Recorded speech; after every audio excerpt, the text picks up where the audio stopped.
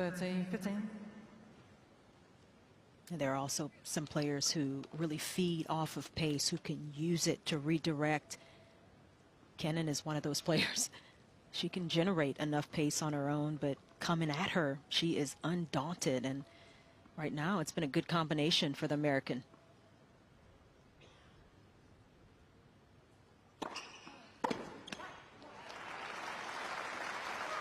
Pretty unique service motion of her own. Kenin's almost looks down while the ball's in the air. But she's mixing up very nicely against the world number one.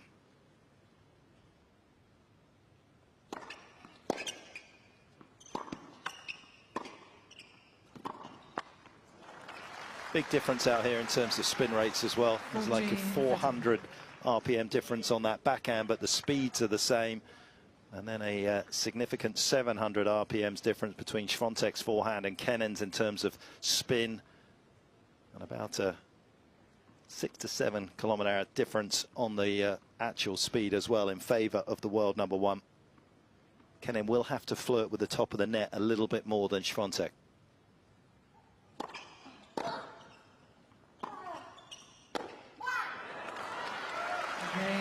Kenin. Kenin leads by 3 games to 1. Yeah, so far it's working. And, you know, I'm always curious, Catherine, when you see the stress that Swiatek is under right now, are you seeing her talk or look a little bit more at her box? Is there more interaction in these early stages? I would say not yet, Chanda, but that is absolutely something I'm looking out for. I do remember at United Cup in Perth, she did make a couple of slow starts in her singles matches there. Mark, I know you watched her in Sydney as well, so she might not be panicking just yet, but I tell you what, Sofia Kenin has come to play today.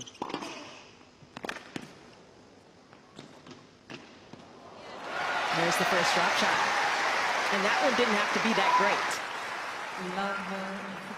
She's picking the serve, isn't she? And she is absolutely flushing it back towards Swiatek, who's got no time on the ball at the moment, as quick as she is.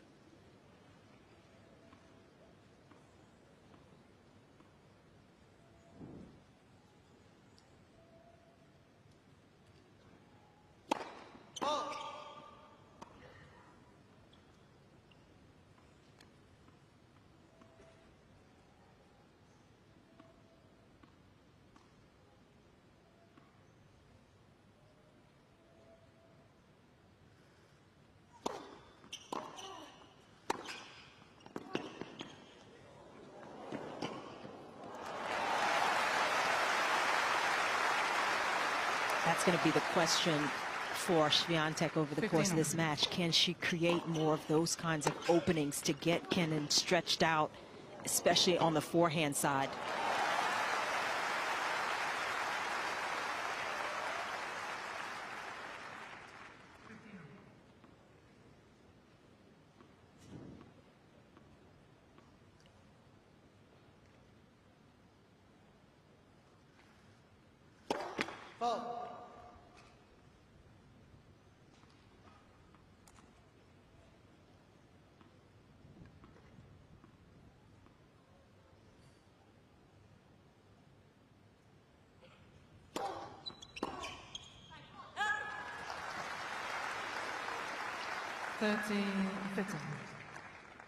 One serve I wonder if Swiatek is going to look to use a little bit more is that wide serve that's a little shorter in the box, especially against a player like Kenin, and on that deuce side into her forehand. Try to create some ways to open up a little more court on that second ball.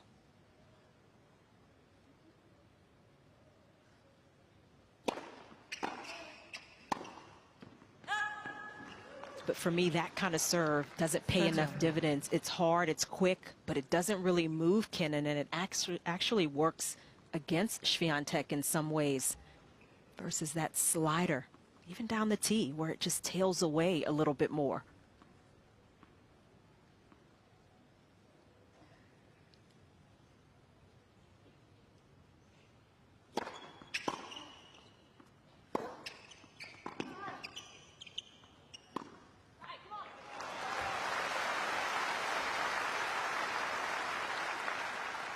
40, 30. Two players that have duality of attack as well, forehand and backhand. That's the other advantage for Kenin today. She likes playing as many backhands as forehands as well. She doesn't outposition herself like some that are looking to try and get forehands into play.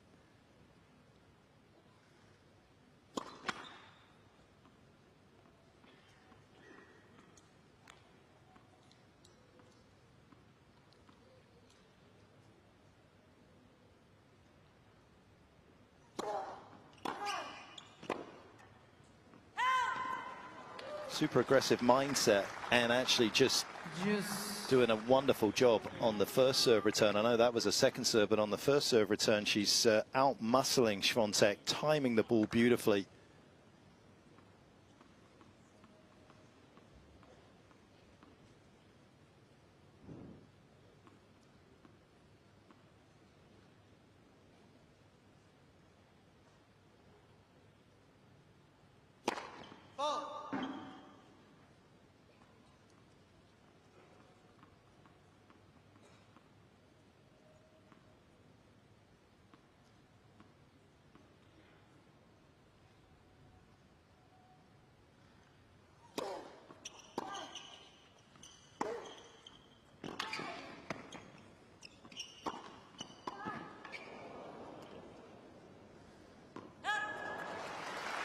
And I think the challenge for Swiatek right now, it's one of the reasons that she got broken, is the number of points she's winning behind her first serve. She's right about 50%, and that's just not close to being high enough.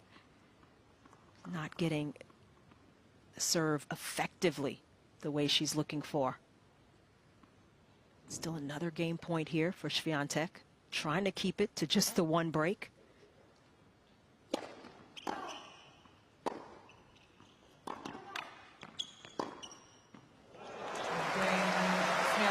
What a glorious strike that is from the world number one, and keeps herself very much in touch in this opening set. 3-2 though, Kenin.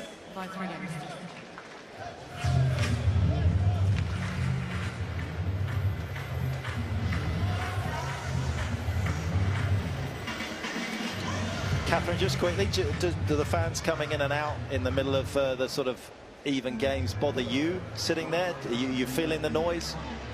Honestly, Mark, not at all. I'm right with you. I think it is fantastic. I think it's going to take a little bit of getting used to for the players, but it's going to be one of those things that we look back on and go, why were we doing that all along? It makes so much sense, and it's the same volume of people coming and going. It's just spread over more games, isn't it? I think it's a tremendous development, quite honestly.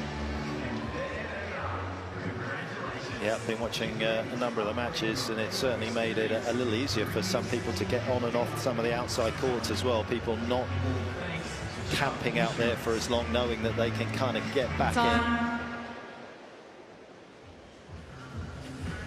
Everything we hoped it was going to be from a neutral perspective, although, John, it has to be said, coming into this particular match, Kenin didn't have particularly wonderful results in Brisbane.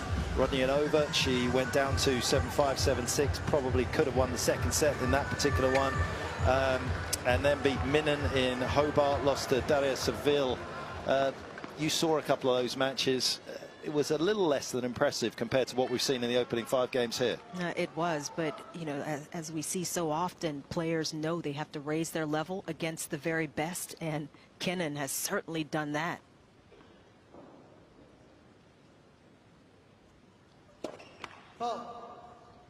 Tougher end to serve from at the moment. Sun right in Kenin's eyes.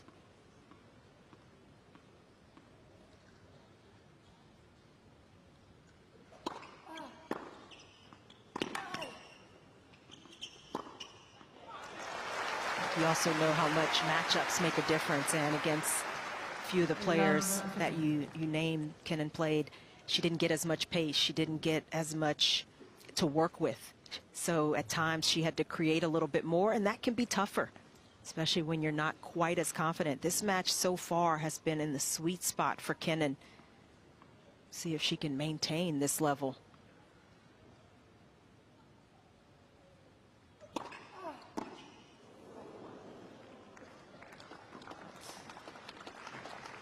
15 all.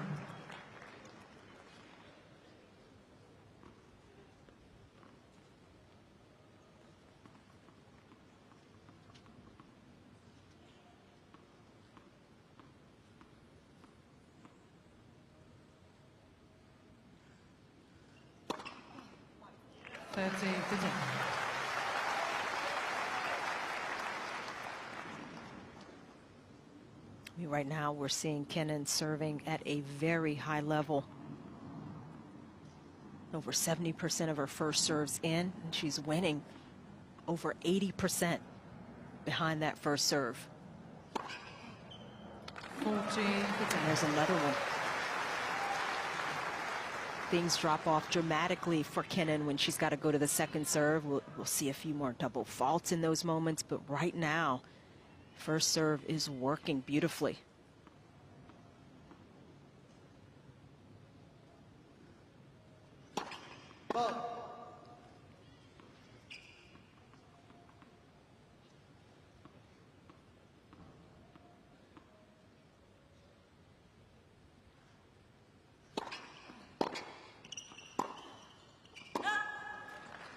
Pretty wild against one of the best returners the game's ever seen. That Kenin's record last year on her first serve was 22% of them unreturned only. Today against Swiatek, she is sitting just shy of 60% of those first serves not coming back into play.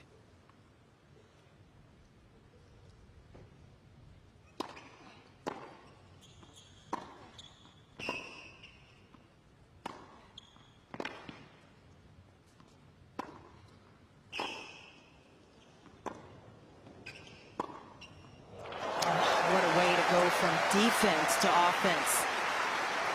Incredible turnaround in that point from Swiatek. And rightfully, it's rattled Kenin just a bit. She thought she had that point won. The game wrapped up, yet she's back at deuce. Catherine, did she think that was out? She certainly did. And I have to say, I haven't got the best view, but it did look long from here. But there's no point arguing with the electronics. Tell Ostapenko that.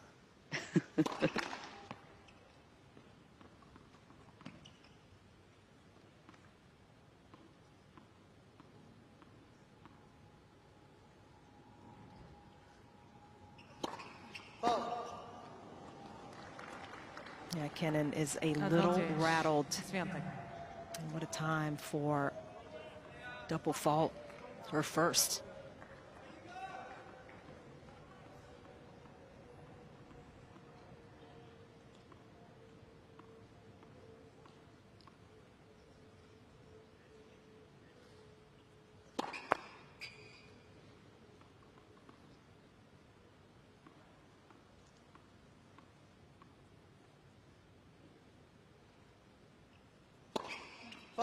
Game. Quickly followed by the second. And that was a reputation tax paid. No question about it. 3 games on. It's who you're facing on the other side, and the aura as well. And in certain matches, you can hear Kenin kind of complaining, still thinking about that ball she thought was out. Not able to reset, and here we are, back even.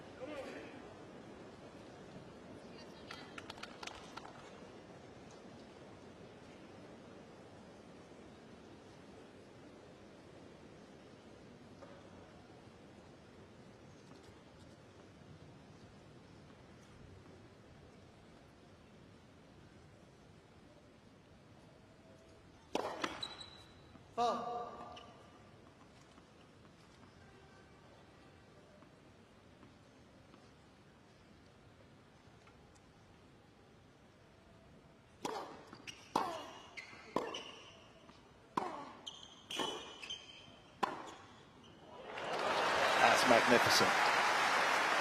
So smooth.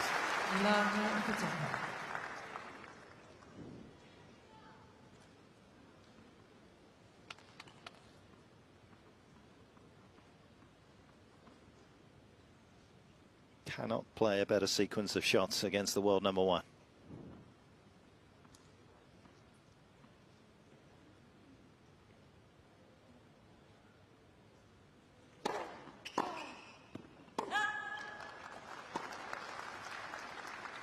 15 all.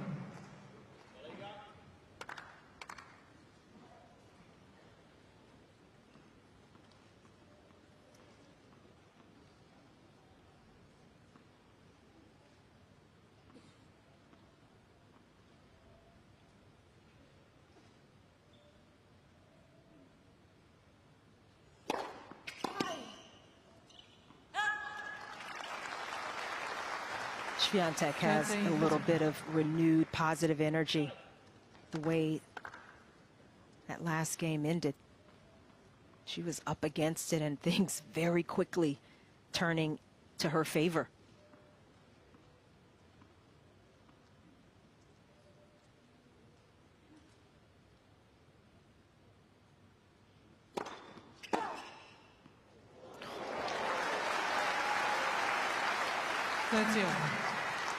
But she can't get complacent. The way that Kenin has been going at it. But that serve again just doesn't move Kenin enough.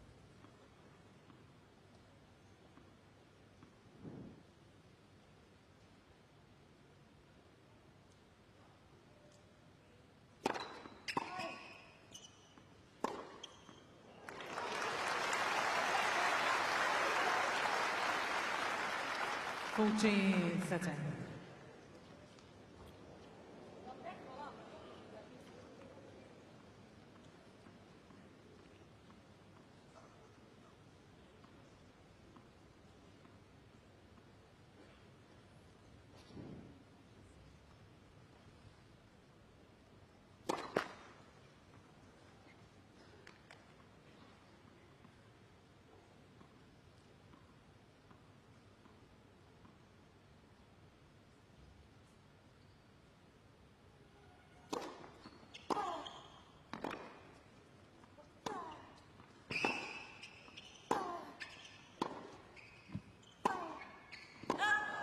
Iga Swiatek. Well, number one hasn't panicked and turning the tide that was against her early on. 4-3 now. Swiatek leads by 4 games to 3.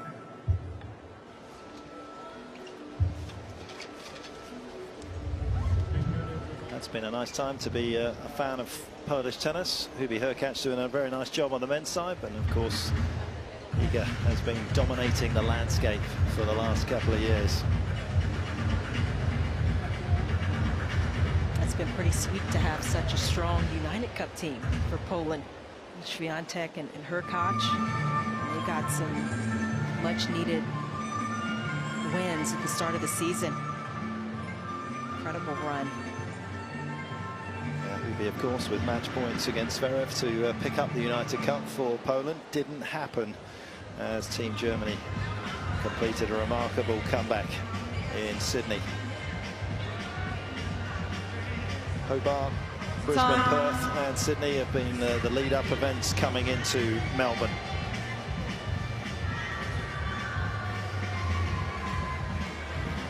It's an interesting change around serve. I'm interested to know from your experience in the past what you've looked at changing. As Swiatek last season was 4th best on tour in terms of service games won. Sabalenka well out in front of the pack at 87%. She was actually a few percentage, like fraction of a percentage behind the likes of Garcia, and I just wondered whether, when you look at something like that, to have such a big fundamental change is a huge risk, or just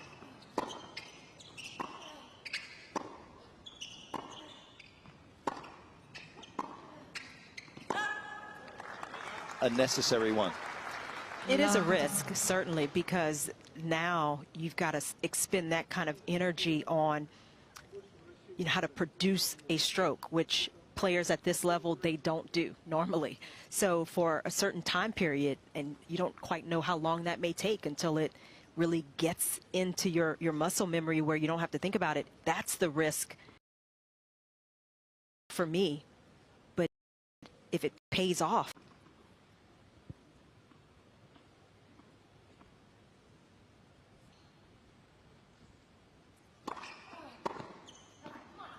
I also think it is the area where Swiatek would have wanted to keep improving. Some of her service games, even to close out matches against the better players, they weren't as automatic. She struggled a little bit more. So how do you add weight to those service games? How do you make it so it's a little easier to hold serve?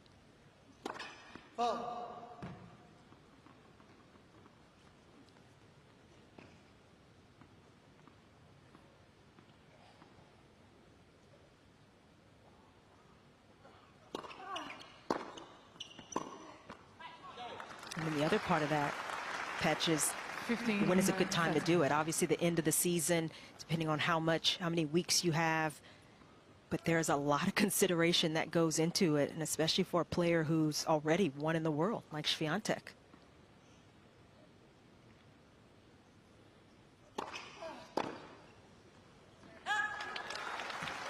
Is it noticeably quicker down there with the new balls, Catherine?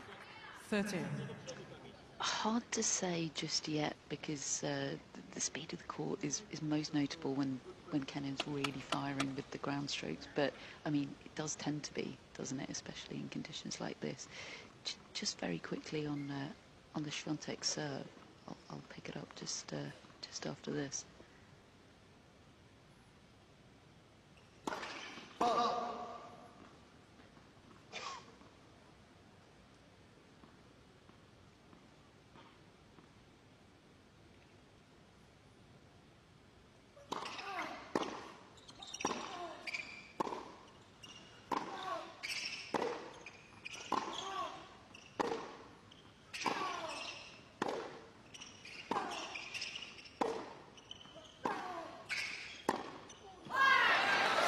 Certainly looked like those new balls had a bit of pop there.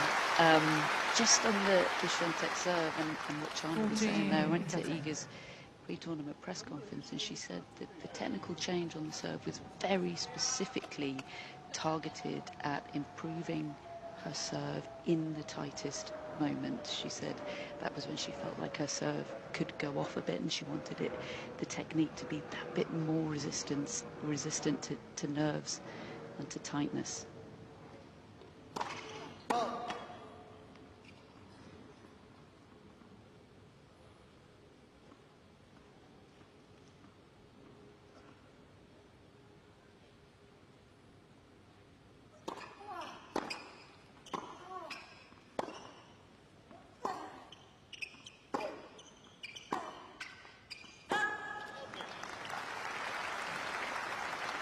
Swiatek starting to pick on the forehand just a little bit more early in rallies. She did there to get the miss, and another deuce.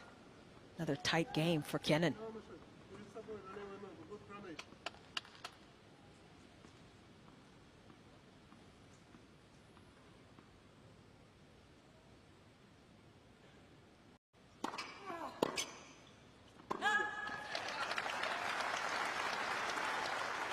Advantage, Kenin.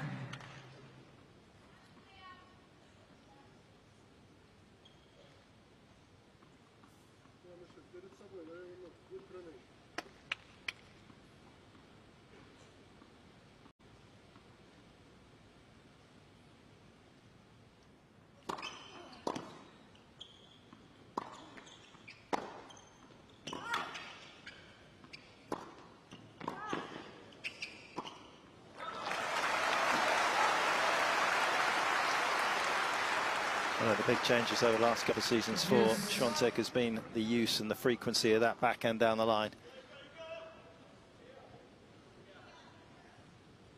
That time it was the obvious shot, but more often than not as well, she goes down there with a fair bit of pace so that you go cross court, gets her forehand involved in the rallies a bit quicker. Let for serve.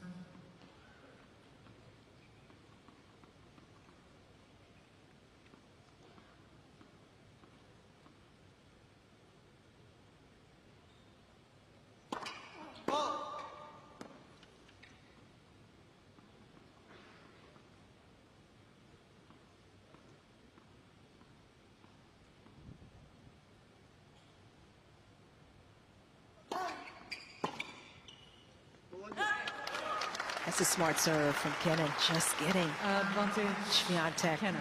a little out of sorts. Unexpectedly getting a little better placement on it.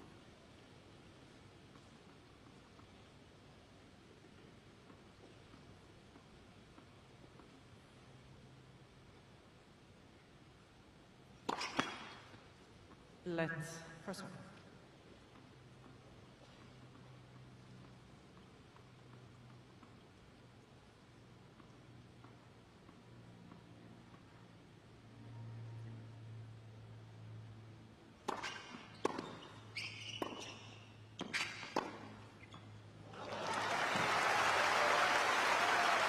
And the upside for Swiatek by going down the backhand line a little more is that it opens up the cross court, and you got an opponent that's going to be hanging in the middle of the court, potentially looking for the one down the line in this situation.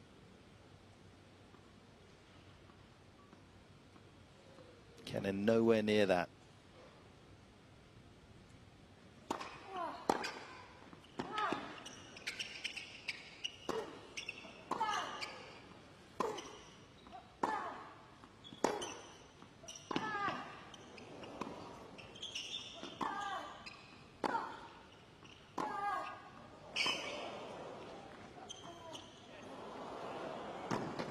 Just outstanding tennis from both.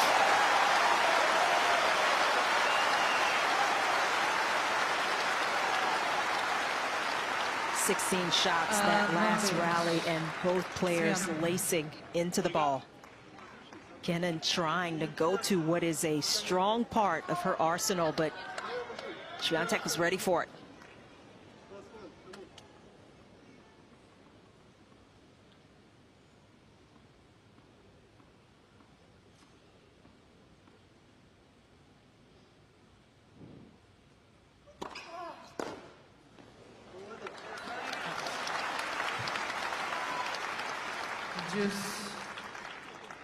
Swiatek hits with so much spin on the ball that on occasion susceptible to the miss hit, and that would be a frustrating one after the work she did to get that break point.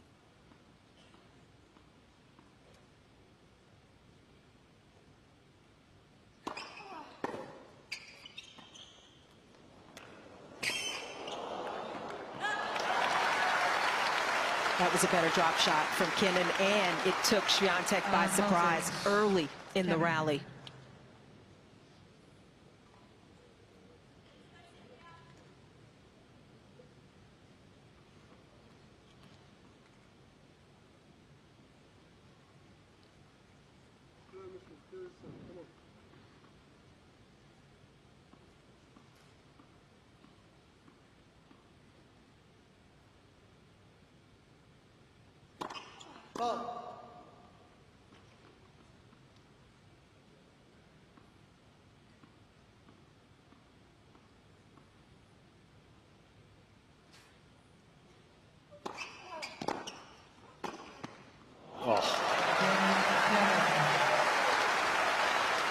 Breakneck speed from both. 4 games over.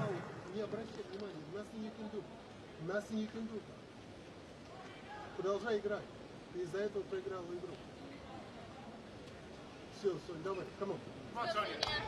You hear Sofia Kenin, her coach and father, giving her some tips, some pointers.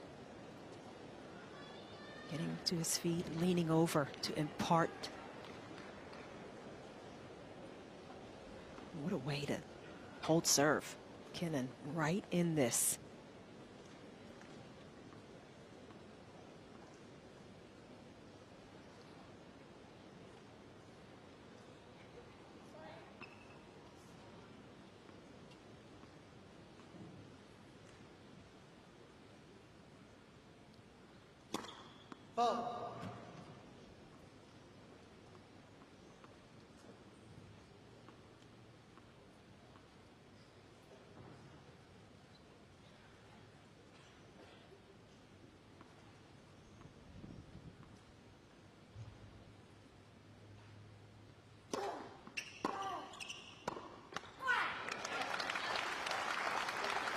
That last game felt like a moment for Swiatek with the break point, miss-hit backhand.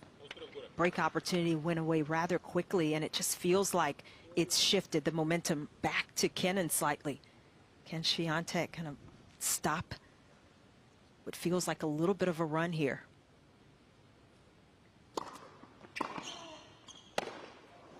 Also, can Kenin make enough returns, because clearly Swiatek's struggling with the sun, and then it can blind you for the +1 shot.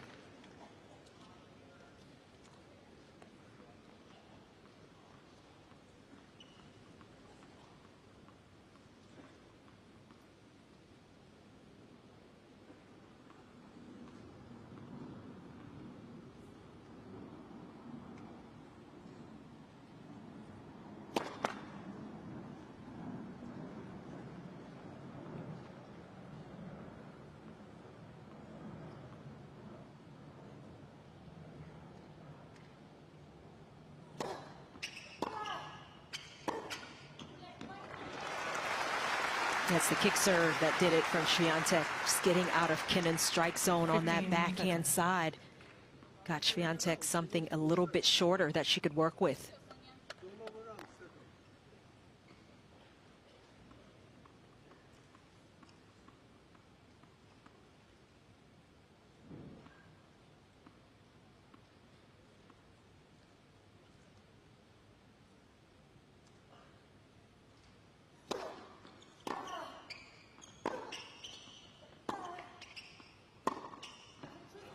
She went to the kick again. 13. Swiatek, one of the best at processing information during a match, making adjustments.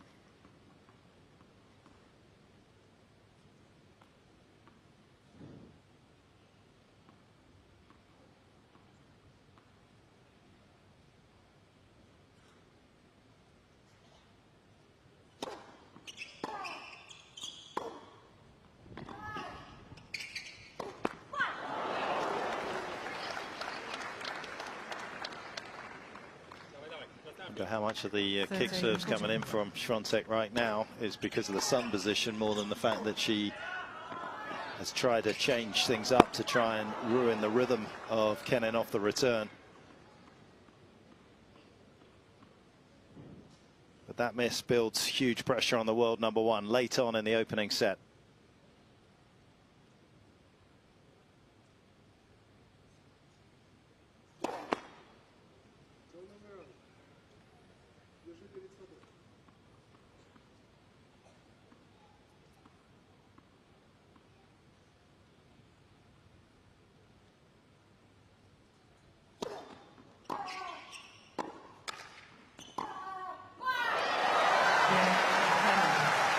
Fluctuating opening set,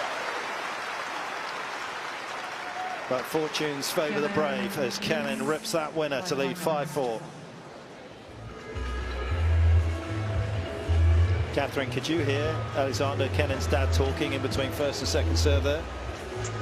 Yeah, I could certainly hear that he was talking. I absolutely can't tell you what he was saying, but something along the lines of be aggressive would be my guess, because that was, I mean, that was just trademark Sofia Kenin, wasn't it? I mean, my overriding impression watching this first set is how much we have missed her at the top of the game. She is a joy to watch when she's playing like this.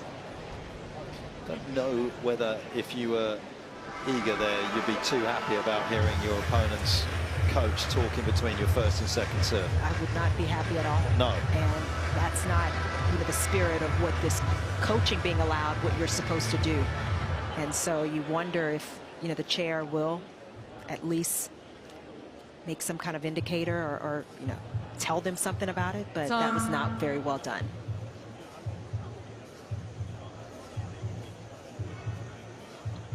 Drifting up here at Melbourne Park, not just the camera, but past champion Sofia Kenin up 5-4, serving for this opening set. Swiatek has never lost in the opening round of Melbourne. Only once has she ever lost in 19 first round starts at Grand Slams.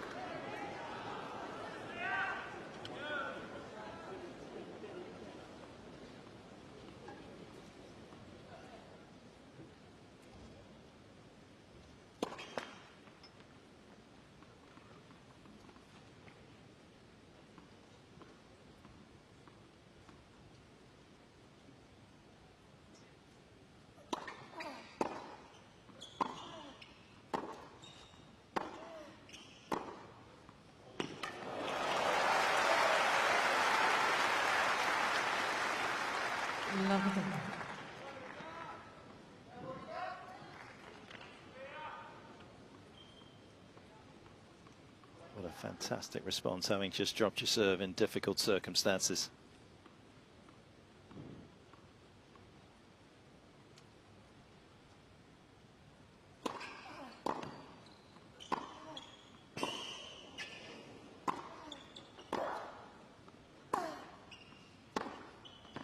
And again, hallmark of a champion, those 2 points. Swiatek has to keep focusing on getting a little more solidly behind the ball in these pressure moments. We saw a couple of mishits from her, one on the break point she had, another one, tight moment in her service game. Those were beautifully struck. Little opening for the Polish player. Let's for a second.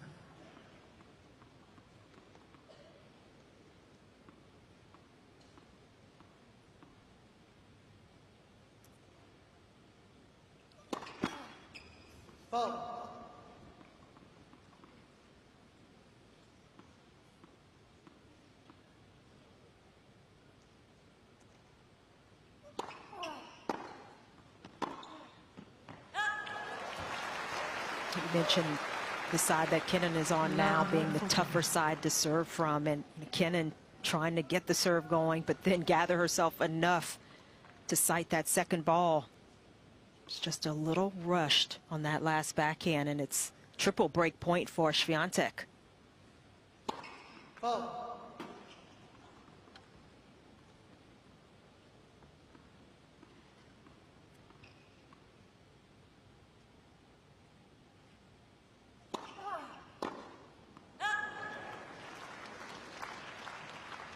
Fifteen, 14.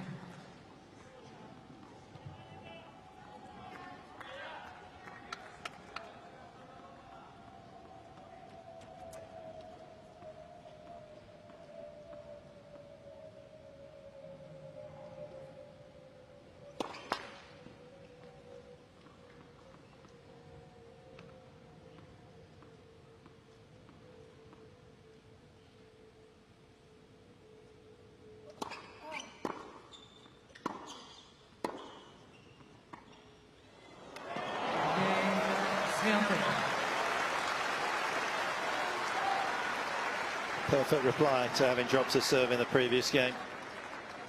And it was done on her terms as well. Dominated the opening couple of points. Yeah, Swiatek has got to be feeling just a little bit better on this side of the court, trying to inch out in front again in this first set.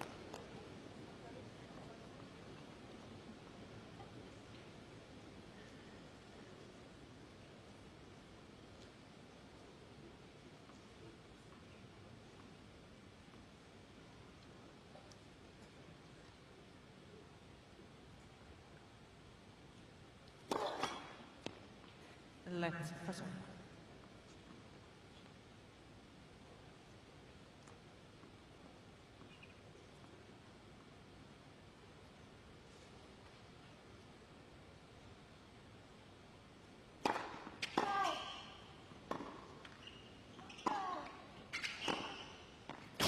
My goodness me, a winner from there. 15, What can't she do? Was an incredible angle, one that you would not have expected with how well Kenin had hit her backhand.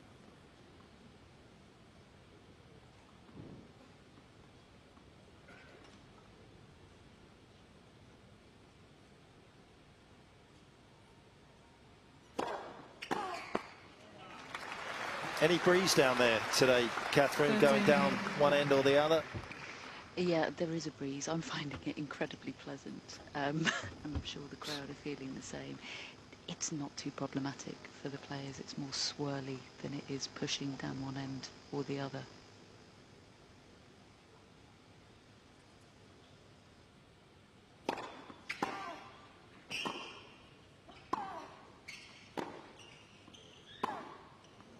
Definite sense that the sun was the reason that Swiatek went to the kickers in her previous service game down the other end.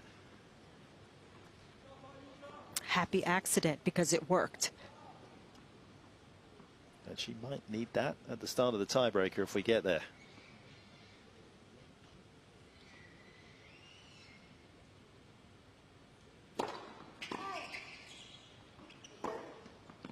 What a collection, a boutique collection of backhands we saw in the last couple of games from the world #1. Back in front, 6-5.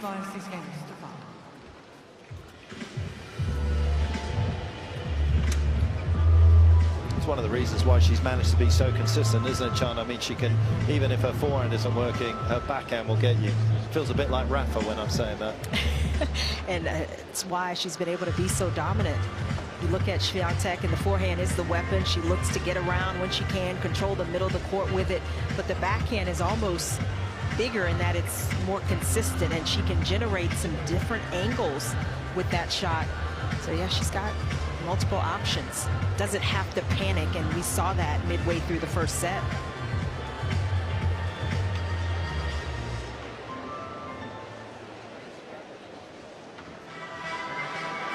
How are you at ping pong? Passable. Passable. I'll take you on. I like that, but I feel like you're selling yourself short.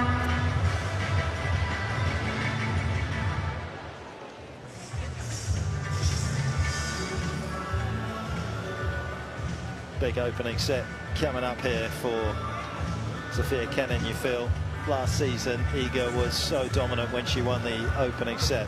61 matches won, just the one lost to the always unpredictable, always authentic Jelena Ostapenko at the US Open in the round of 16.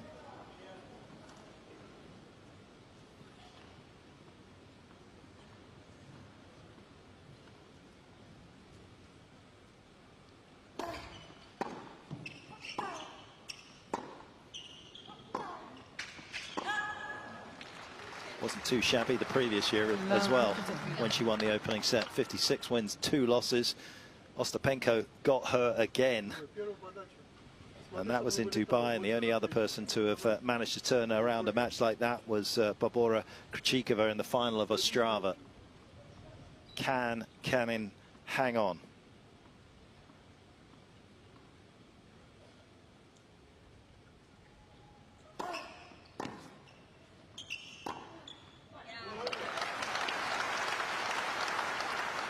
Fascinating backhand, Kenin, hasn't she? The way she takes the racket, she sort of takes her wrist away first and leaves the racket head kind of in front of them and then flicks it at the end, and that's where the pace comes from.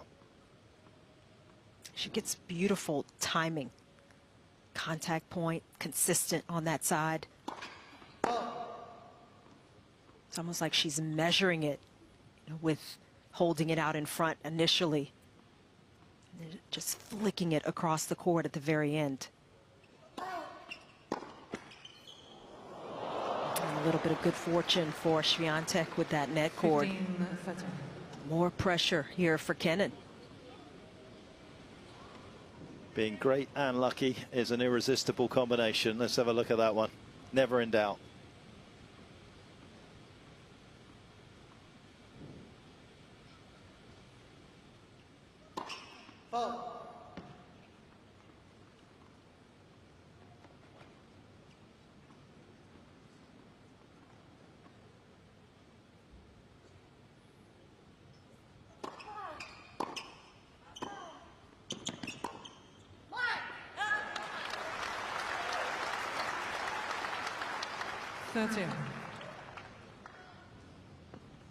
That's a real tip of the hat from Swiatek to her opponent today.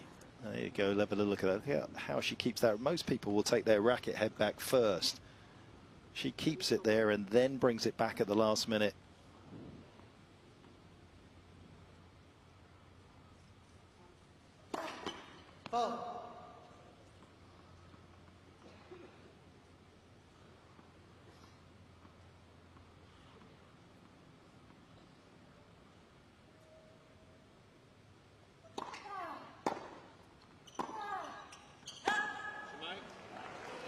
Kenin is a little unorthodox on her serve as well, because she tosses the ball and doesn't look at it until she goes to contact it. Do not see any other player that kind of toss. Only person I've ever seen as close to that is Roger. He looks down the court, not down, but he actually looks at his opponent and the ball's already out of his hand because he wants to see if the opponent's jumping around his second serve, but it is very unique.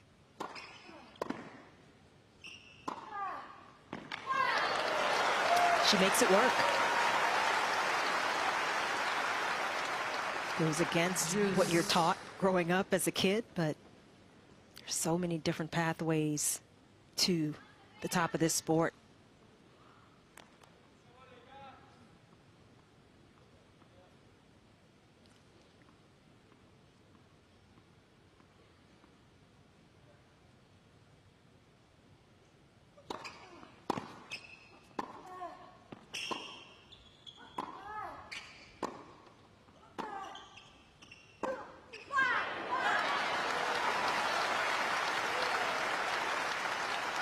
Advantage, Kenin.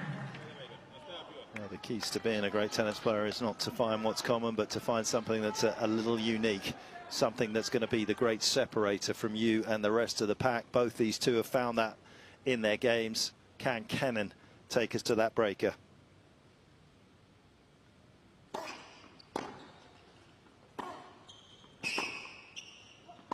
Yes, she can.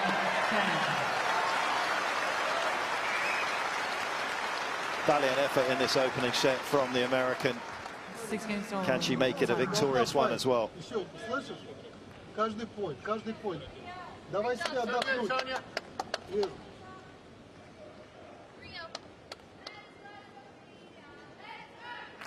A little frustration for Swiatek here as she had a break point to take a 5-3 lead, had a break point that was set point. Here she is finding herself in a tiebreak for the first set.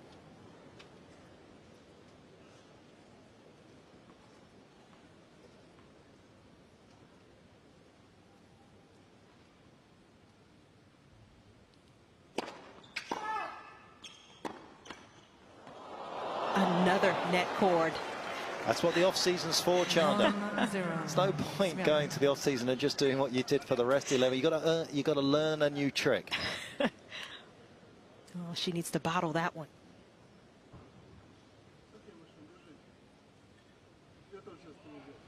Tennis gods for the moment a little bit against the American.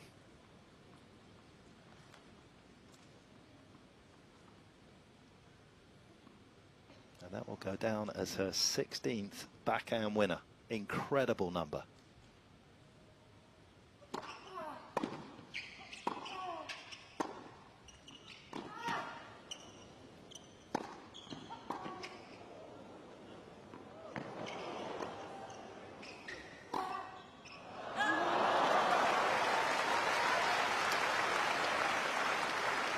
Did the half bar. Poor guy telling us that the lob was 1 millimeter in. Just couldn't capitalize on her own greatness there.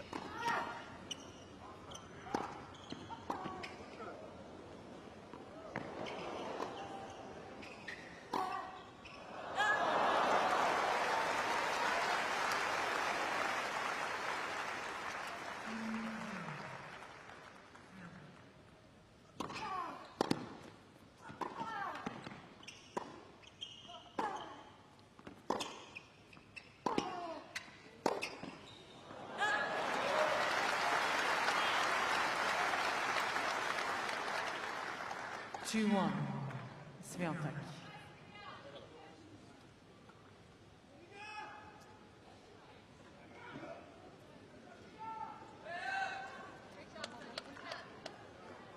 Swiatek slamming her towel down in the towel box. That was a missed opportunity for her to try to get too many breaks.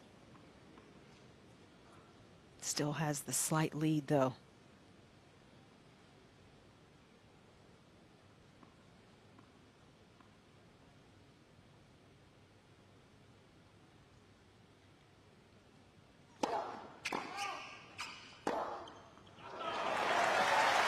Swiatek channeling the anger and the frustration beautifully there. 3-1, Swiatek.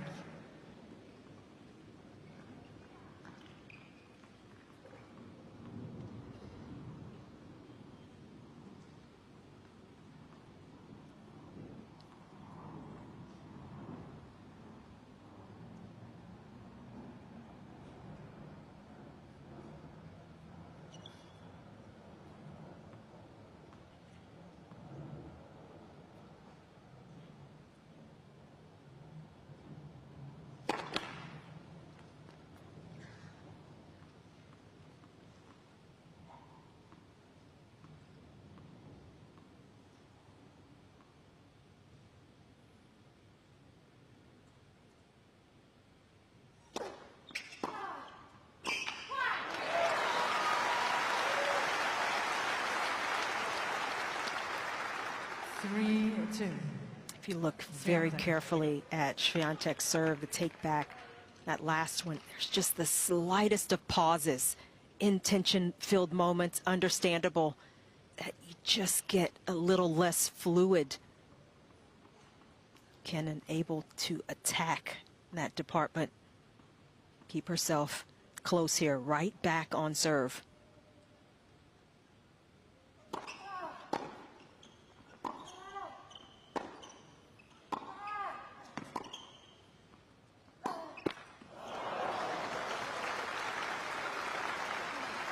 Little hesitant with the little steps to get up to the ball quickly enough. It was on its way down, just made that shot a little bit harder.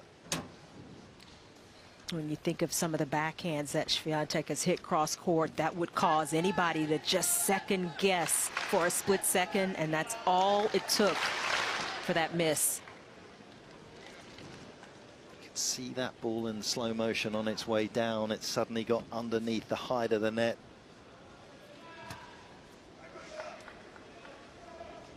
What a start to the day.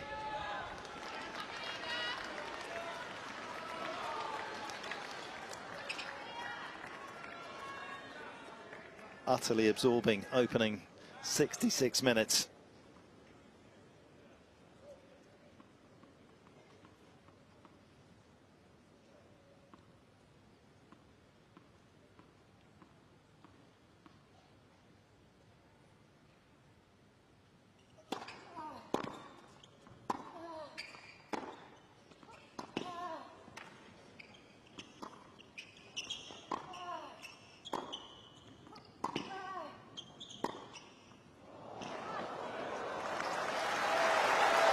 That's one of the most appealing things about Iga Swiatek, the charisma of her tennis. She has the courage in those big moments of a lunatic.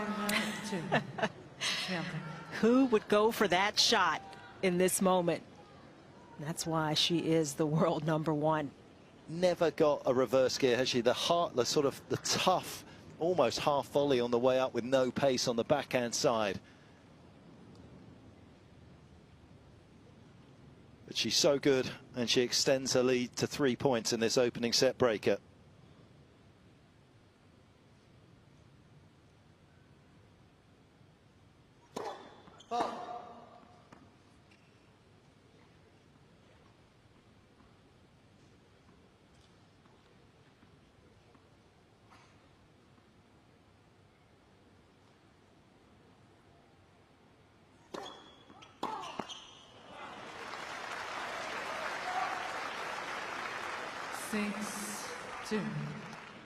Swiatek.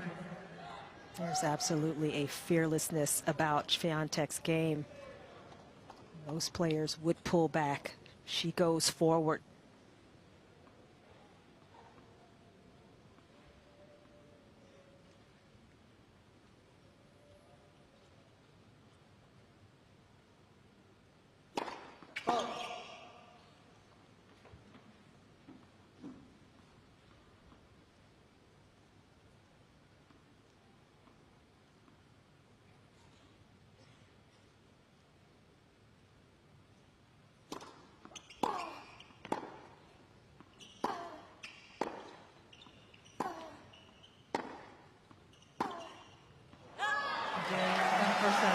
In the end, she was an immovable force out there. Kenin threw absolutely everything she had at her. Some wonderful tennis from the American, but the world #1 grabs him on the breaker.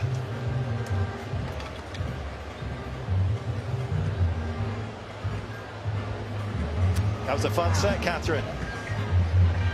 Wasn't it just? I'm not sure Sofia Kenin feels the same way about it. She's expressing quite a lot of frustration just now as she trudges off court for what looks like it's going to be a comfort break. Yeah, I think that is what's happening. Honestly, for the last half an hour of that set, it was such an advantage to be serving from this near end in comparison to the far end because of the positioning of the sun. You felt like Kenin, when they changed ends in that tiebreak, had to go to the far end with a lead, and she didn't have that, and she didn't win any points from the far end. And I think that's going to continue to be the case for a good 20 minutes or so. It is tough. It's tough doing anything from the far end, but particularly serving. And as you guys have been pointing out, that kick serve that Swiatek has, such an advantage to have in the back pocket. And we saw from the first set some of the numbers, how much Swiatek improved. The first serve percentage, winning more points behind her first serve, almost 20% higher first serve win percentage. And then, of course, the winners to unforced errors, twice as many winners as unforced errors. And that helped her squeak over the finish line in what was an incredibly competitive, tight first set.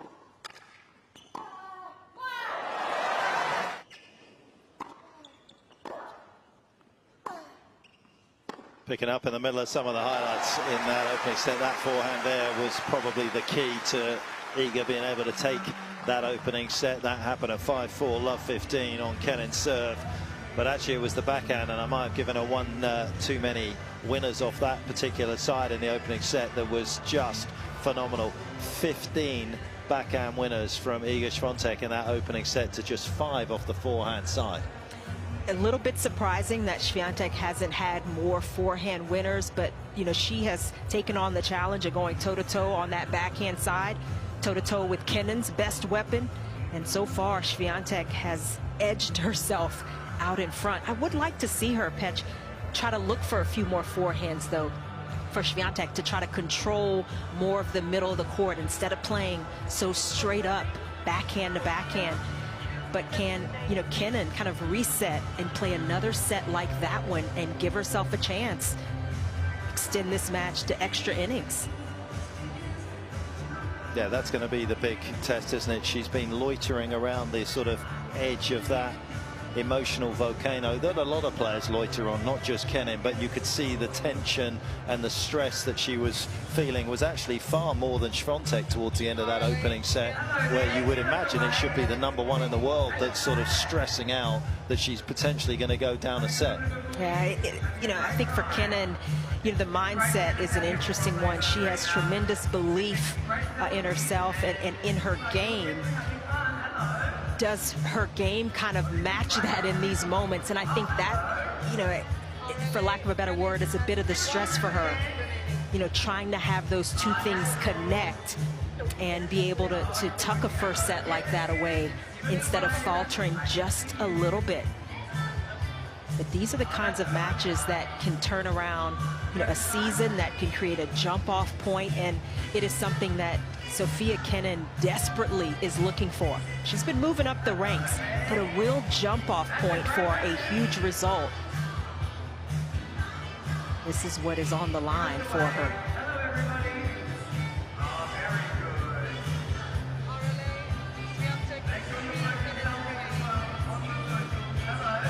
You can hear the umpire just telling into the radio that Iga has another 3 minutes left. One thing that wouldn't really take a huge deal, as we see the Rod Laver tram stop, where you can just hop out and you will be inside Melbourne Park within about 30 seconds. Such is the organisation here, and the efficiency is just to put it up on the scoreboard here for the fans to know that Iga's going to be back in about 3 minutes. Everybody wondering just how long it's going to be.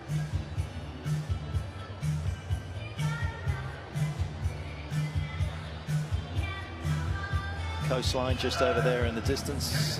Quite a few people pop down and hop down to St Kilda just to get a little swim in the ocean. There's everything to do here. Had somebody ask me recently, what do we do in Australia? How is it? I said, it's beautiful. So if you want beaches, you got that. If you want city life, you got that. Nightlife. Want some sports action going on? And if you want a little bit of just the outback where nobody's there, you got that too. Do you know why it's called the Outback? I don't. Because basically all the big cities in Australia kind of sit on the coastline, and then it's out back of them, out the back of those cities, you go in to the centre of Australia. Okay, I get it now. Yeah, and it's one of the few words in Australia that's actually kept like its sort of length, outback, because they shorten everything. You know, it's like Melbs and. There's no way you would be Chanda here. They would come up with something to shorten it. Yeah. That's why I do understand outback still. They've kept the whole word.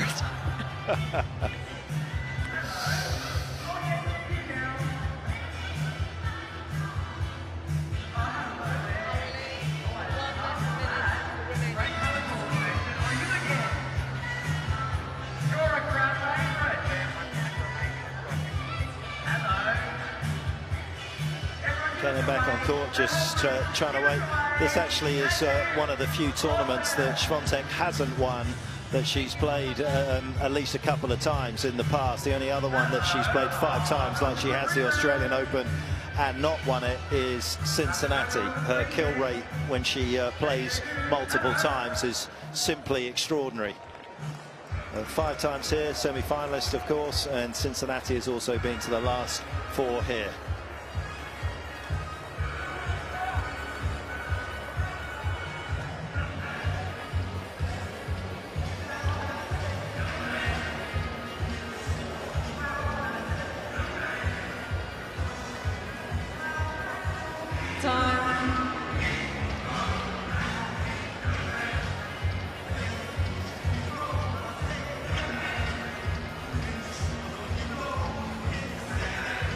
Look at the length of time of that first set, right at 1 hour and 10 minutes or so.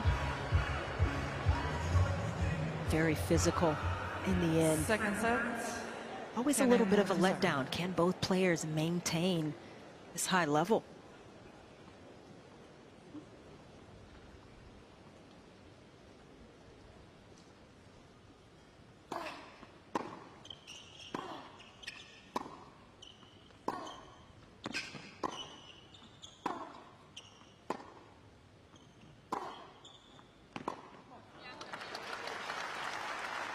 And if it was another player down there with a different type of resume, you would definitely be feeling as though there would be a drop-off. But the fact that Kenin has been in the top 5 in the world, she's a major champion, she potentially can sustain this.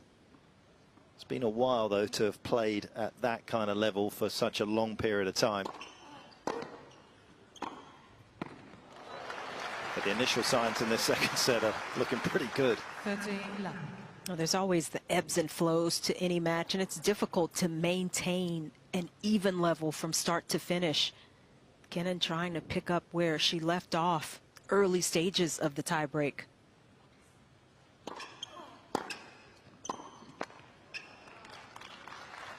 And it's more important for Kenin here to get off to a good start, to not allow Swiatek to create more distance and space in this match.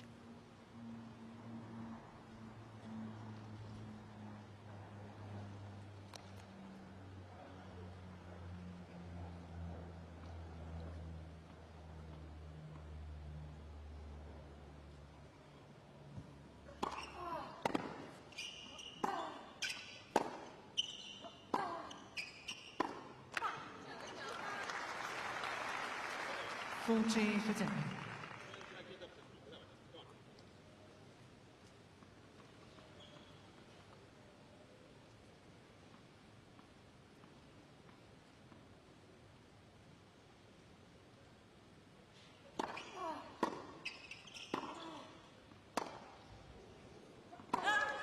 Game. Kenin. Good start for Kenin. Catherine, curious, you obviously do your tennis podcast. When you do something about Iga, what's the general kind of viewership for that? Do you feel as though there are people that are really sort of resonating with her now as a player? Yeah, that's a really interesting question, Mark. I think within the die-hard tennis community, absolutely. There is a lack of cut-through. I personally think that's a bit harsh on Iga Swiatek. I think that if most people were given the opportunity to watch her up close, they would be fans instantly. I mean, it is an experience like no other, but she's a certain type of personality, isn't she? I find her completely compelling. I find her introversion very interesting and relatable, but it is harder for that to connect with the casual fan, I think. But I really do hope and expect it to come with time.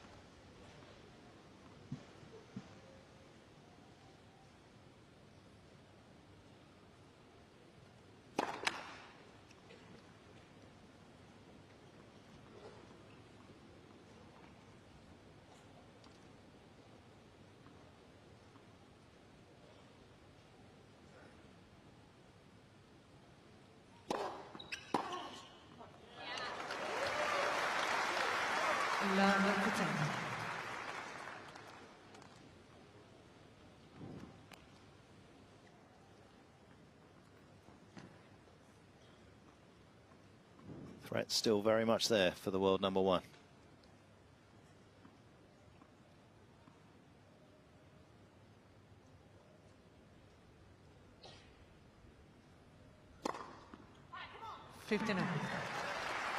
First ace. So much of it is about placement for Swiatek, and that serve beautifully placed a little further away from Kenin, and it was tailing away from that side of the court as well.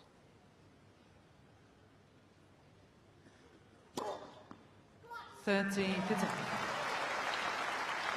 been waiting for more of those serves where she can brush on the outside of it. Swiatek get a little more angle, a little more spin going away from Kenin.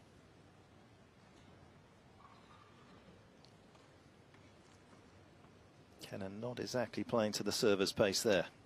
Trying to break the rhythm of Swiatek going to the towel.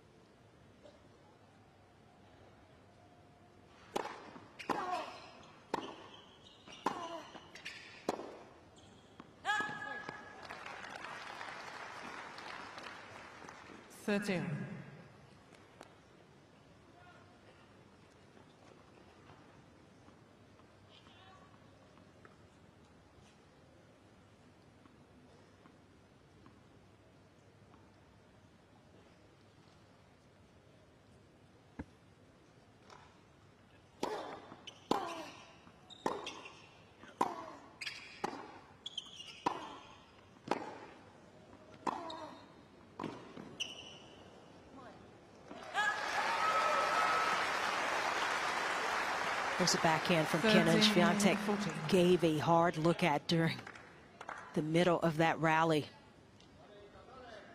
Looked like it just caught the line, and it's an early break point for Kenin.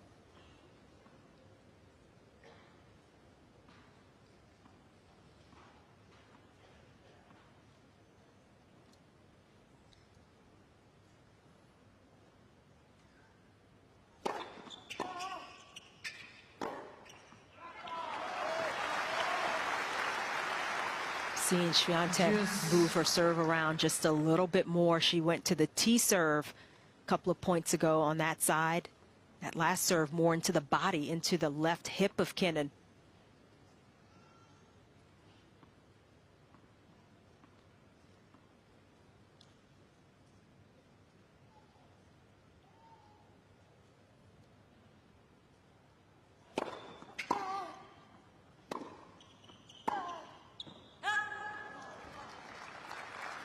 Advantage, Swiatek.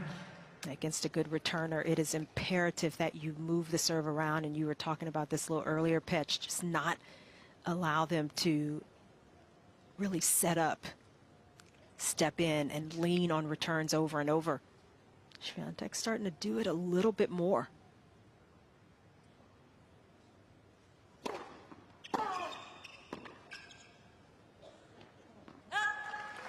You offer up that type of shot, and Kenin can be deadly.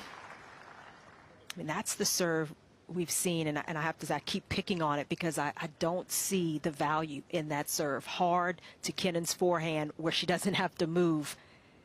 Swiatek has gotten burnt almost every time on it.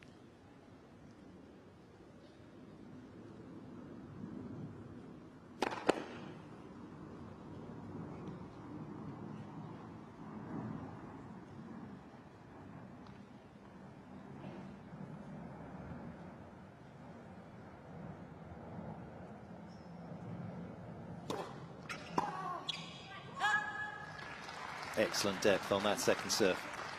Advantage, Swiatek.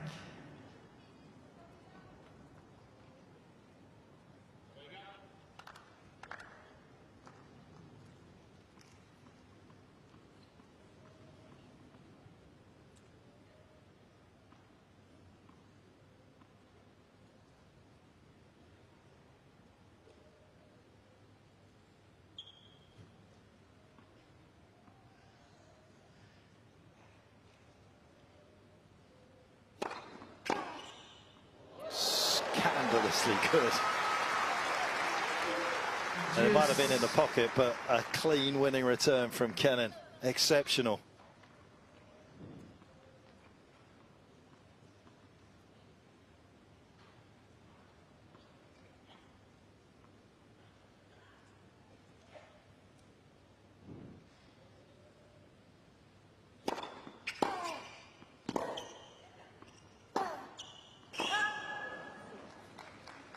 Couple of misses from Kenin in this game. Swiatek a little fortunate. Has another game point to try to stay on serve. Yeah, some missed opportunities for Kenin. She knows it.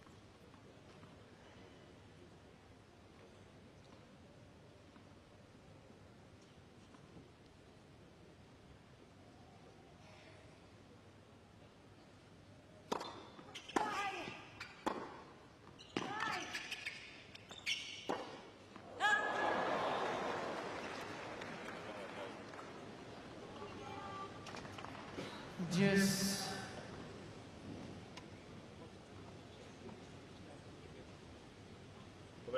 such a difficult shot to time, that swinging volley, and especially when you're wanting to pinpoint it on a dime.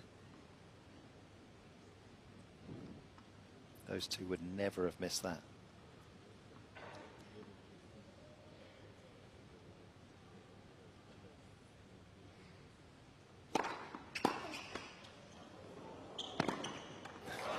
Kenin still feel like the tennis gods are against her. First time she's had one just flick off the tape. Sat up invitingly for Swiatek. Yeah, unfortunately, it just gave Swiatek a short ball.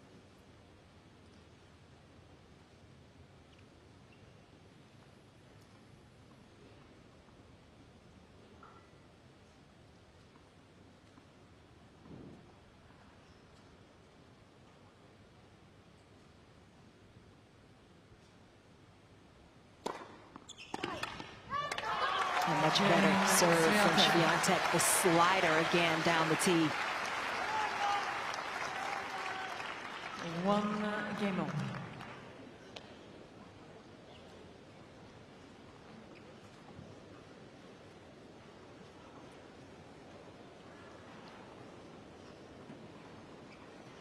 Trying to get back and ready for this next game. Looking to put some pressure on Kenin, having survived that particular test.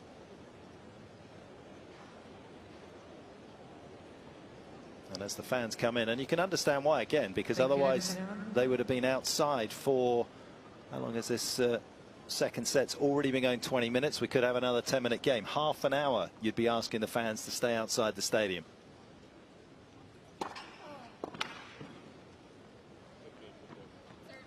And I was just interested to look, the average rally length in this match under 4 shots.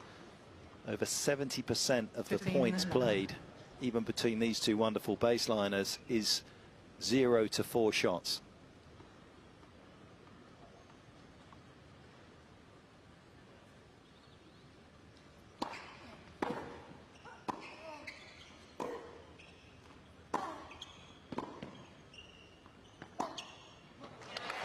That's nicely done by Cain. I don't think the fans moving in are overly disruptive if players have to wait for 5 or 10 seconds. Not really a big deal. You know, sometimes it's worse on the changeovers when you got fans trying to get to their seats at the last moment. They're still moving because they know if they don't get in now, it could be another 20 minutes. So maybe a little less pressure on fan movement with this new rule.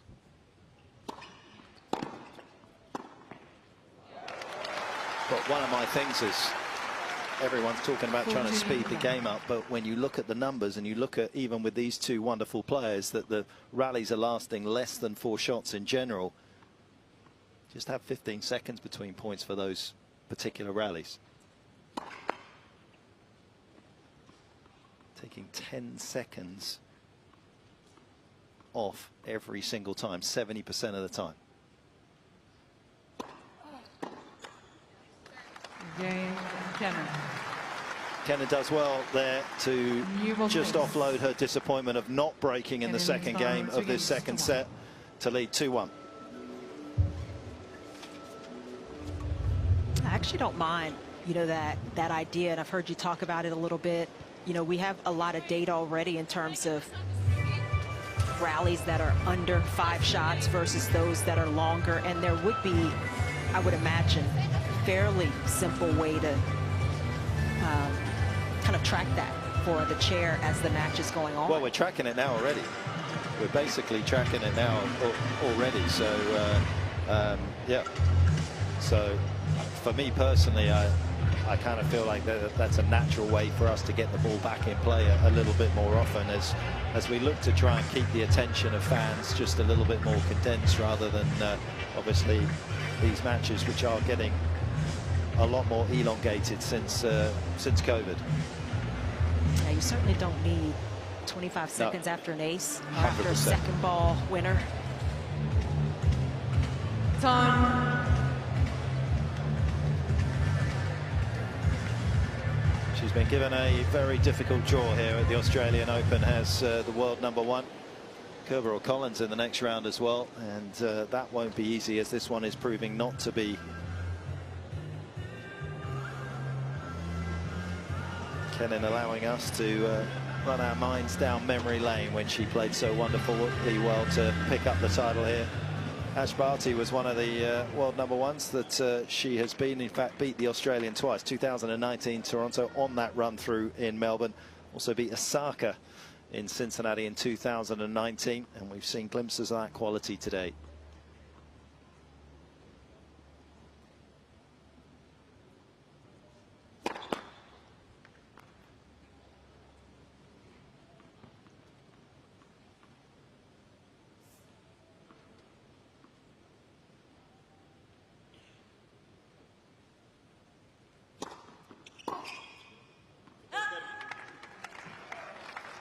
Left.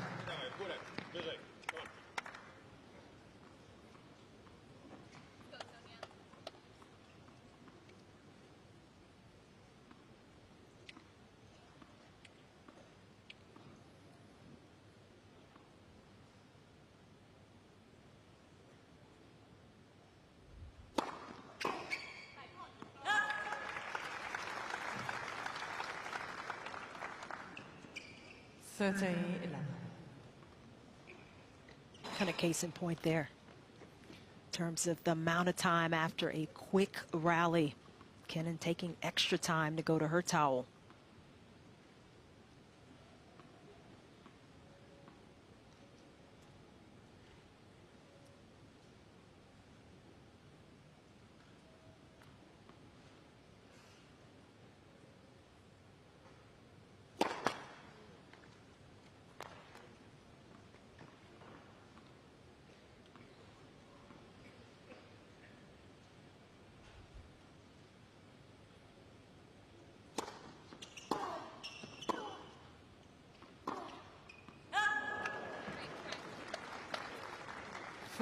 Left.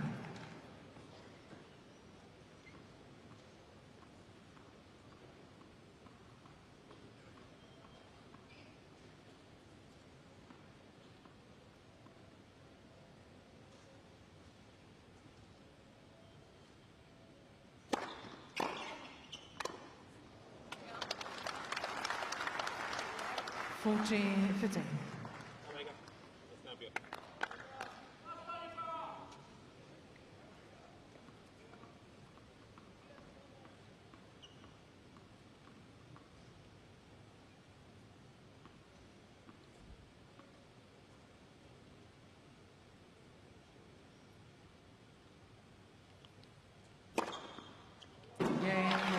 Swiatek. Gorgeous delivery.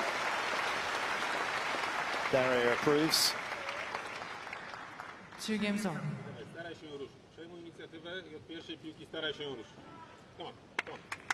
So, Catherine, throughout that first set, there seemed to be a buildup of the tension, and rightfully so, going into the tiebreak. Does it feel like there's a little bit of a letdown, even in terms of just the atmosphere, the energy within the stadium? I think a little bit in the crowd, but absolutely not on the court. I've been incredibly impressed with the intensity from both players in the early stages of this second set. You'd expect that from Swiatek, but Kenin, I'm really impressed.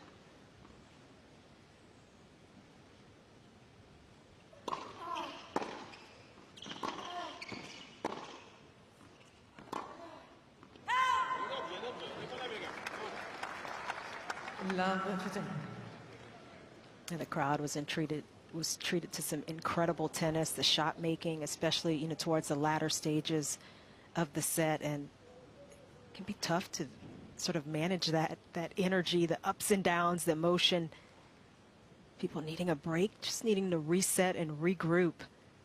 But very few people have left their seats for this one.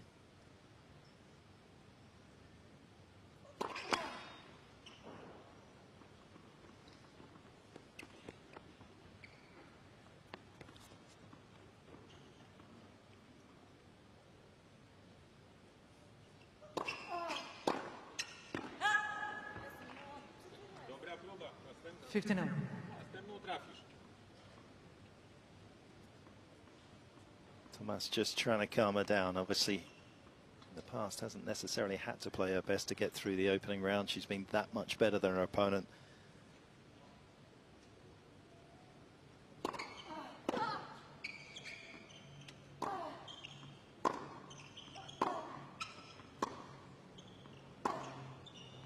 Gap is much smaller today, but perhaps it's going to widen here. 15. Just crowbarring the door open.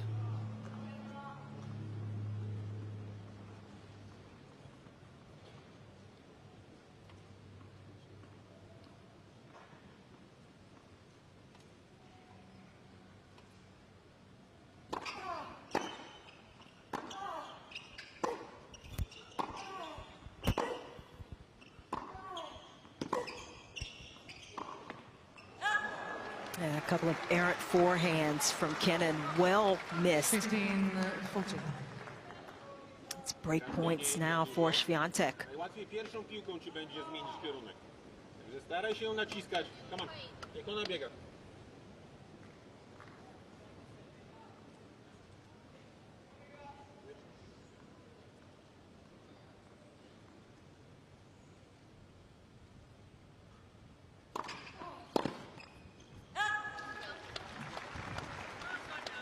Thirty, 40.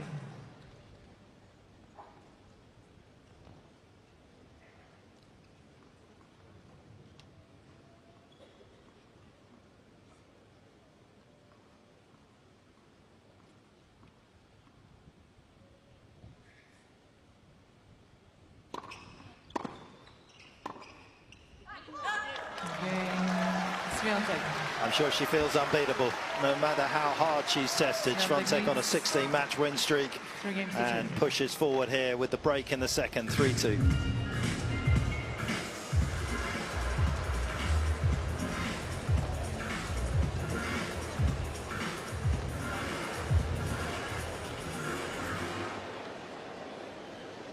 Catherine, she's been a little more emotional, hasn't she, Kenin, in this match? She's at the changeover. There's a lot more going on. It's very stoic on Swiatek's side.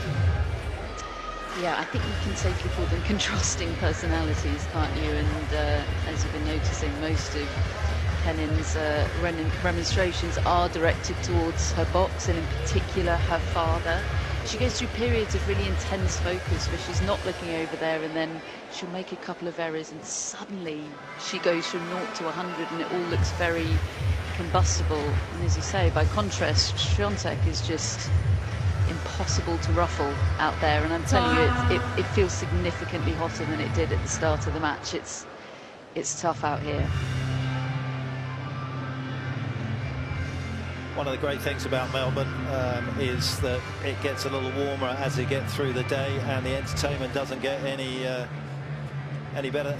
Chana, I'm just going to let you know that we will not be trying that after this. We've got to work on our trust levels a little bit more to get to this ability, but how impressive was that? In slow motion as well. That is pretty impressive. I can assure you that your trust levels should never get to that stage with me.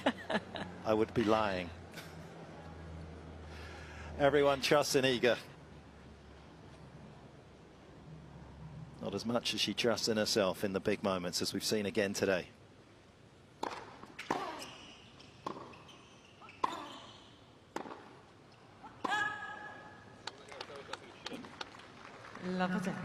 Today we put her 20 matches behind her longest winning streak on tour, which came in 2022 after the loss to Ostapenko in Dubai. Then she tore up the tour until that loss to Cain at Wimbledon in the round of 32.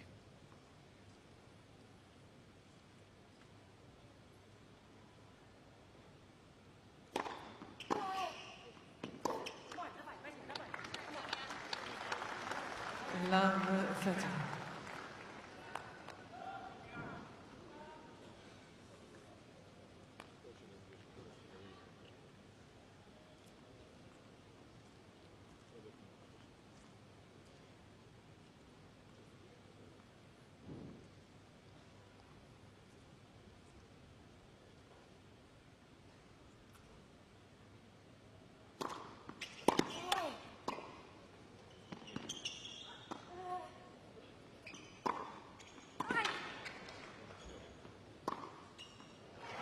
That's a terrific point from Swiatek. But somehow Kenin read the serve, and she was moving over there even before the ball was off of Swiatek's racket completely. Swiatek able to maintain an aggressive position in a critical moment here.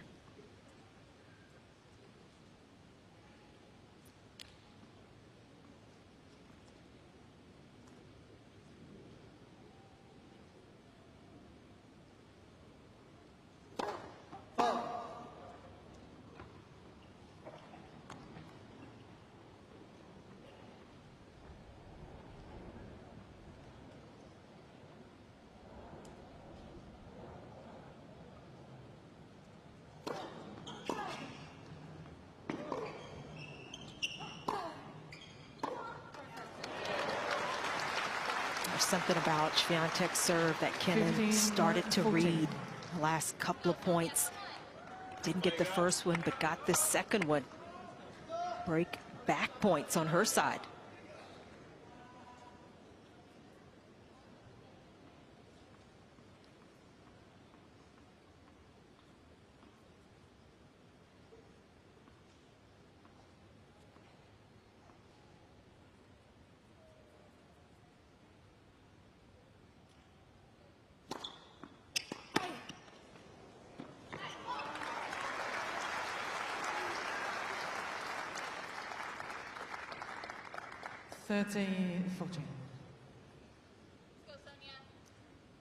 Great example of what Chanda's been calling for, that brush around the outside of the ball and then just cutting it away. Only 145 Ks. Been averaging 170 on that first serve, but it was perfection.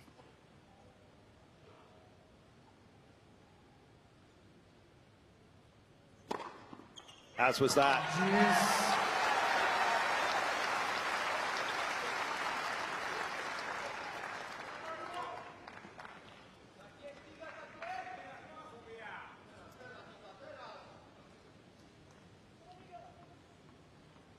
A little wider with her stance on the due side than she was last season as well with this new motion. Opens up the angle out wide.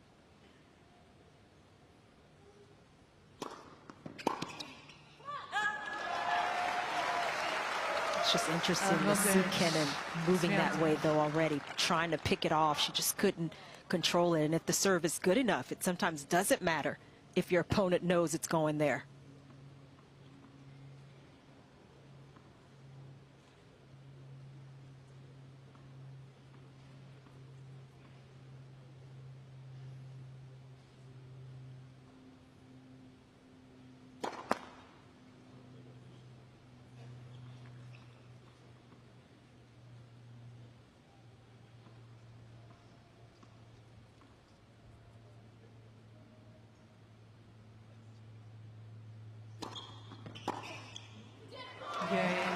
Swiatek.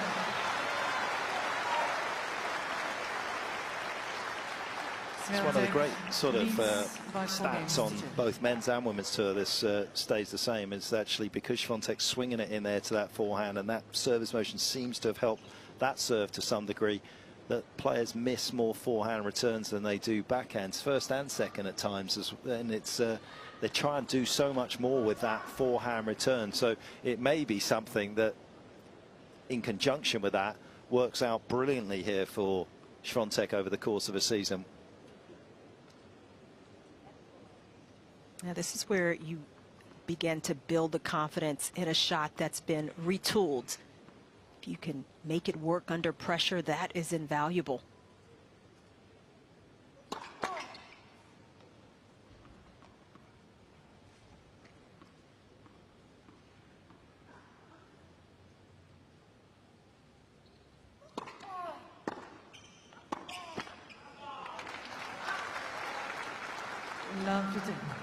One of the challenges of playing against Swiatek is you've got to stay with her for 2 out of 3 sets, and it just seems like Kenin has dropped off a little bit, the level, trying to stay close. This is another pressure moment.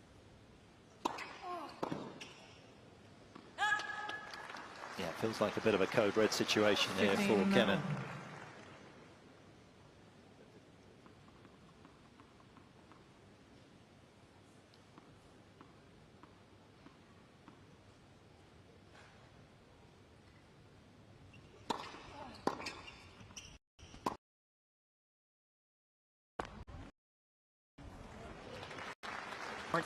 More routine misses from Kenin in the first set. We're seeing last couple of service games.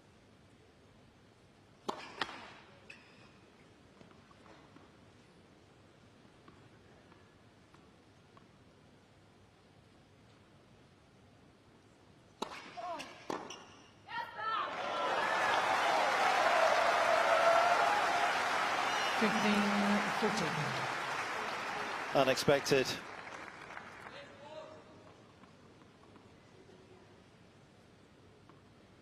And that's why Kenin was caught flat-footed.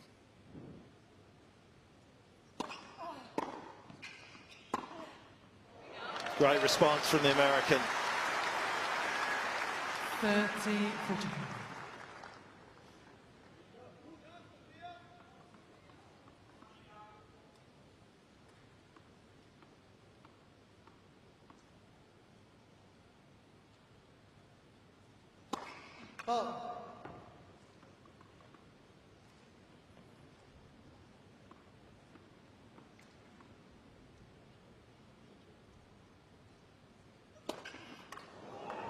Game, Swiatek. A second serve hitting the court before it hit the net. Swiatek leads. And she's going to be by hitting the showers pretty soon, is Sofia Kenin. Swiatek 5-2.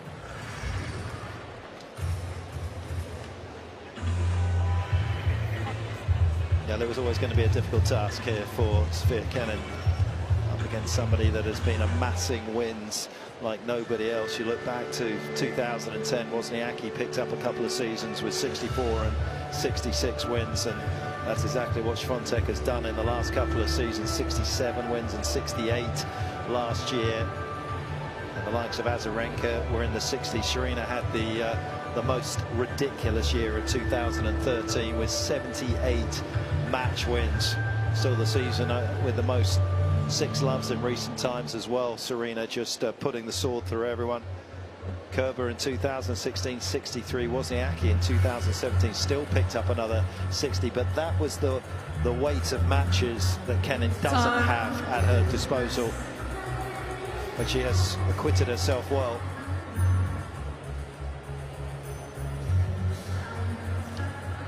China, lots of positives for Kenin in this match. Absolutely. I think that first set, she had her opportunities. The type of tennis that she has played, that would have been enough against a lot of players in this draw. And so that's something she can build on as well. It's the best match she's played so far this season, and it had to be. Can Kenin keep herself in this? Force Swiatek to at least have to win it.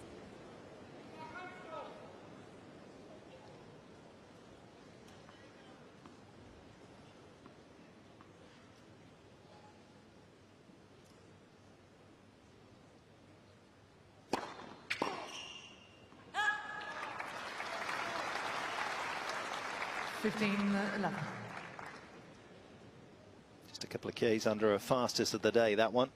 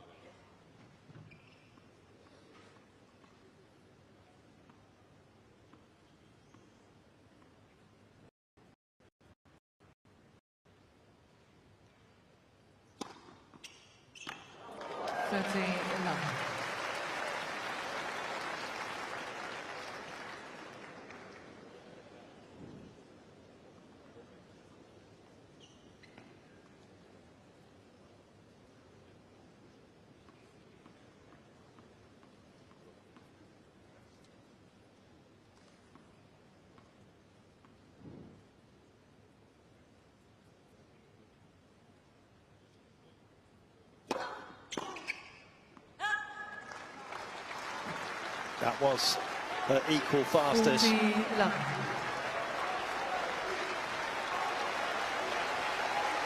As she looks to apply the final dagger.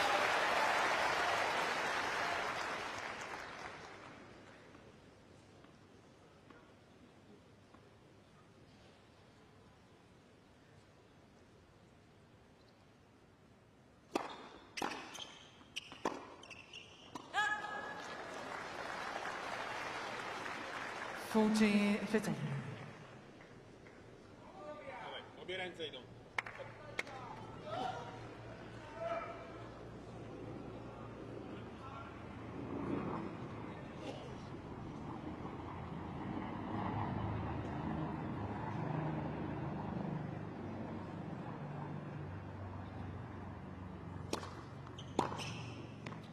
Gain for the match, Swiatek.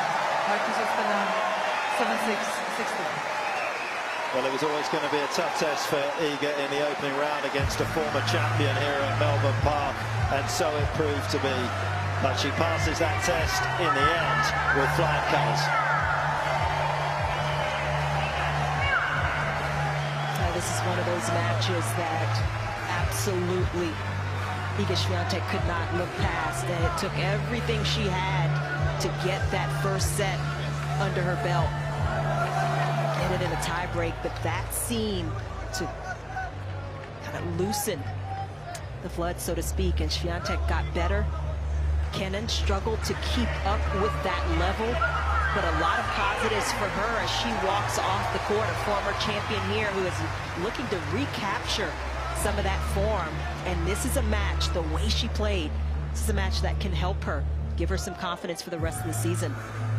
She's done really well, Cain, in recent years. She's hit a few icebergs, and there have been others in the past that have steered straight into the North Pole after that, but she has managed to navigate a way back onto tour inside the world's top 50, and unquestionably, if she's given a few more favourable draws, just like Naomi Osaka, they will be up in amongst the elite of the women's game in no time. But the absolute elite of the women's game is about to talk to Catherine Whitaker. Thank you.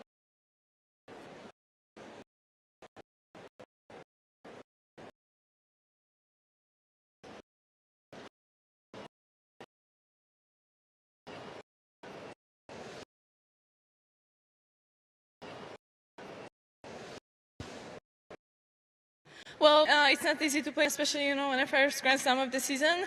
So, yeah, it wasn't easy at the beginning to, find my rhythm, and I felt a little bit off, and I feel like Sofia really did everything to keep it that way. So, yeah, huge respect to her. She won this tournament, so she knows what to do, but I'm happy that I managed, and I managed to get my level up in second set. It was very impressive. Iga, there was an audible gasp in the room when Sofia's name came out next to yours during the draw. Can you tell us how you felt when you saw that you'd be playing Sofia in round one? Well, honestly, I tried to not focus on, who's going to be on the other side of the net. I want to play my game, and I know that if I want to, play well in this tournament, I have to win, with everybody or with most of the girls. So, if I'm worth to be in the second round, then I'll play well and I'll try. It doesn't matter who I'm playing against. For sure, tennis is a pretty tricky sport where with these draws you can play former champions, former world number ones, really experienced players. So you never know who's it going to be, and you just have to be ready no matter what. You get such incredible support here in Melbourne. There are so many Polish flags around the place. At home when you play here?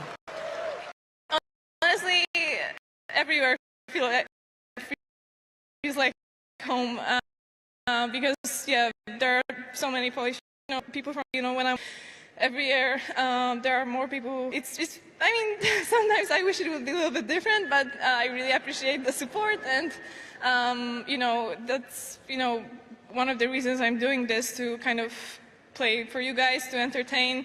And I hope you enjoy it, and I hope you're going to stay till the rest of the tournament. I think they did. I think they did. Iga, I remember 12 months ago you had the opportunity to hit on this court with Ash Barty, and I remember you saying how much of an inspiration that was for you for the rest of the year to try and get better. Have you had the chance to see Ash this year? Not yet, but I'm hoping to, and I'm hoping to see the baby. But yeah, for sure, Ash changed a lot, changed kind of, my mindset going into 2022, and I think that was like a breakthrough for me. I was, a top 10 player, but I was feeling that she has such a great tennis, that even though I know what she's going to play, it was still tough to play against her and to win points, and she really motivated me. I mean, it's not obviously the only reason, but I felt like it's one of the reasons I later became world #1, because I just felt I have more variety, because I started practicing, this kind of stuff just to be able to play against her, getting back slices and everything. So for sure, I'm really grateful for her. I don't know if I would be world #1 if she would still play, but hopefully. And for sure, yeah, she was a huge inspiration. And it still is, kind of. Maybe we'll get to find out one day. Iga Swiatek, moving on. Congratulations. Well played.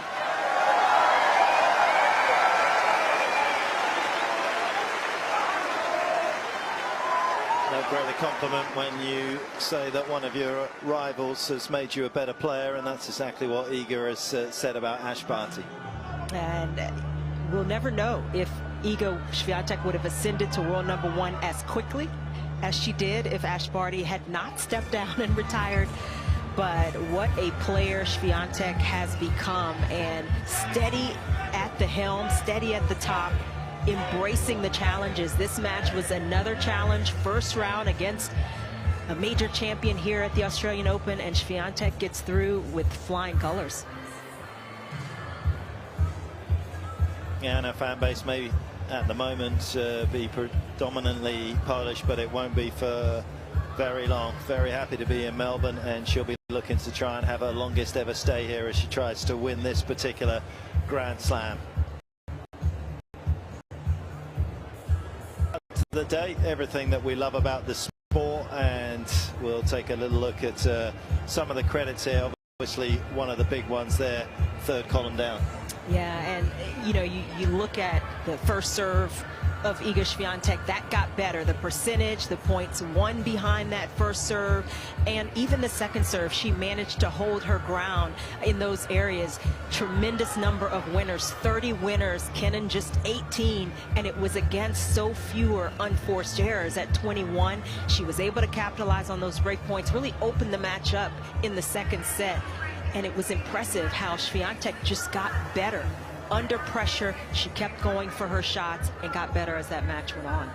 Yeah, she got more solid. She didn't necessarily pile up the winners in that second set, just 4, 2 off the forehand, 2 off the backhand compared to the first, but she remained at the level we know she can be. Cain with a little bit of work to do, and that again is just a little look at what is a pretty tough potential second round. I mean, you look at Swiatek, Kenin, major champions first round, then a major finalist and a major champion. The winner of those two she'll face.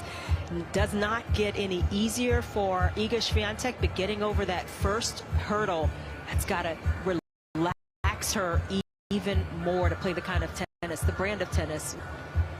Golubic, incidentally, is the only person